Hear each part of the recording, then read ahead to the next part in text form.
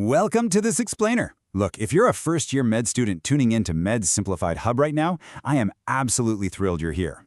We are kicking off a high-yield bootcamp designed specifically for you. Today we're taking the foundational language of medicine, those tricky directional terms, and making them incredibly simple. If you've ever stared at an anatomy textbook and felt like it was literally written in some alien code, well, consider this study guide your personal decoder ring. Let's dive in and lock these concepts down for good. Here's our quick game plan for today. First, why this actually matters. Second, the golden rule. Third, the core directional pairs. Fourth, some special terms and hacks. And finally, a quick check quiz to test your memory. All right, starting with part 1, why it matters. Okay, before we memorize anything, we really need to understand the stakes here. The truth is, you might actually be using some of these everyday directional terms completely wrong when applying them to the human body. And in medicine, precision is literally everything. These terms are the fundamental tools that help you, as a health professional, describe anatomical locations accurately. Whether you're looking at an X-ray, reading a pathology report, or scrubbing into surgery. Mastering this ensures you avoid major confusion. A miscommunication in a surgical suite? Yeah, that's not just a typo. That can be a literal disaster. By learning this, we're adopting one universal language understood by medical professionals worldwide, making sure everyone is exactly on the same page. Moving right along to part 2, the golden rule.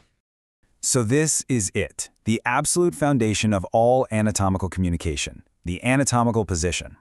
Whenever you use a directional term, you have to imagine the body exactly like this, standing upright, facing forward, arms right at the sides. But here's the crucial catch, the one detail that trips up so many of us when we're just starting out. It's the hands. Notice that the palms are facing forward. If you forget that the palms face forward, your understanding of the entire arm and hand anatomy is going to be totally backwards. Burn this stance into your brain right now, because every single term we cover today relates directly back to it. Section 3, core directional pairs. Let's look at the opposing pairs strategy. The absolute best trick for tackling this vocabulary is to learn the terms as opposing pairs. It instantly cuts your memorization time in half. First up, we've got the up and down squad. They're superior, also known as cranial, which means toward the head or the upper part of a structure. Its exact opposite is inferior, or caudal, meaning toward the feet or the lower part. For a really simple anatomical example, just think of your torso. The chest is superior to the abdomen. It's higher up, closer to the head. Thinking of it this way makes visualizing the vertical axis of the body a total breeze. Next, let's meet the front and back crew. Anterior, which is also called ventral, refers to the front of the body. On the flip side of that, posterior or dorsal refers to the back of the body. A crystal clear way to picture this is by looking at the chest cavity. Your sternum, the breastbone, is anterior to the heart. It sits right in front of it, acting like a literal shield. Meanwhile, your spine, that would be posterior to your heart. Okay, now let's talk about how the middle matters. Imagine an invisible line drawn straight down the exact center of the human body. Medial means moving toward that midline, while lateral means moving away from that midline out toward the sides. The classic example for this is right on your face. Your nose is perfectly centered, meaning your nose is medial to your eyes. Conversely, your ears are lateral to your eyes. It's all about the relationship to that imaginary center line. Let's move to our next pair and see how this builds when we're talking about limbs. This pair looks at the distance from an origin point, usually the trunk of the body. Proximal means nearer to the trunk or the point of origin. Distal means farther away from it. To put that into perspective, your elbow is proximal to your wrist because the elbow is closer to where the arm attaches to your shoulder. And your fingers? Well, they're as distal as you can possibly get on that limb. To wrap up our core pairs, we have to talk about depth, surface versus inside.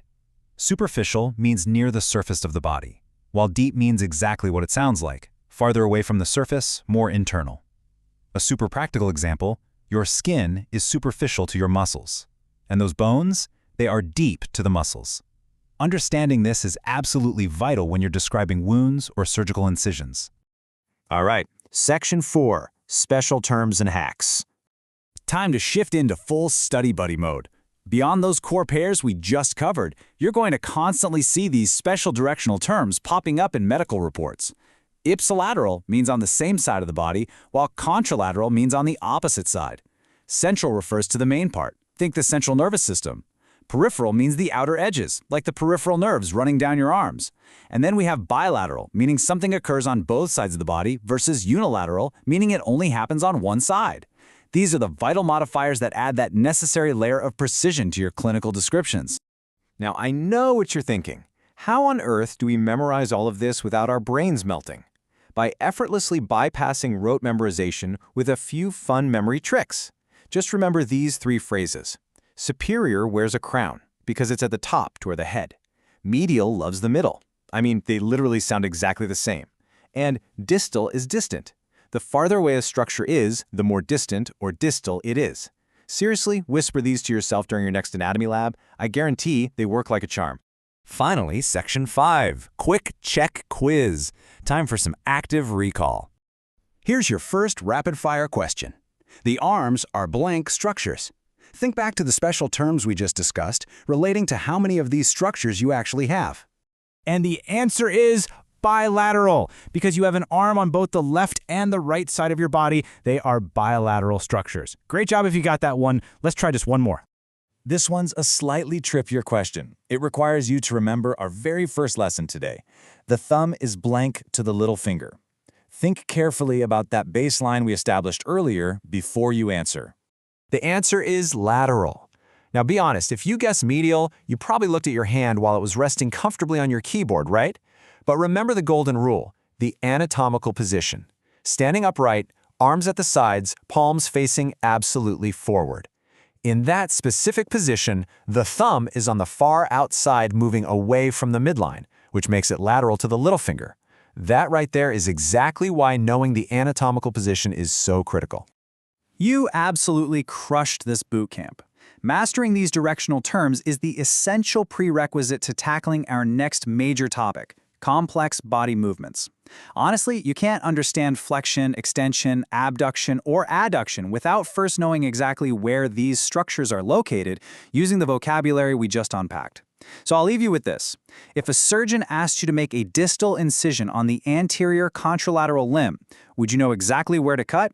Stay primed, keep practicing this new universal language, and I will see you on the next Med Simplified Hub Study Guide.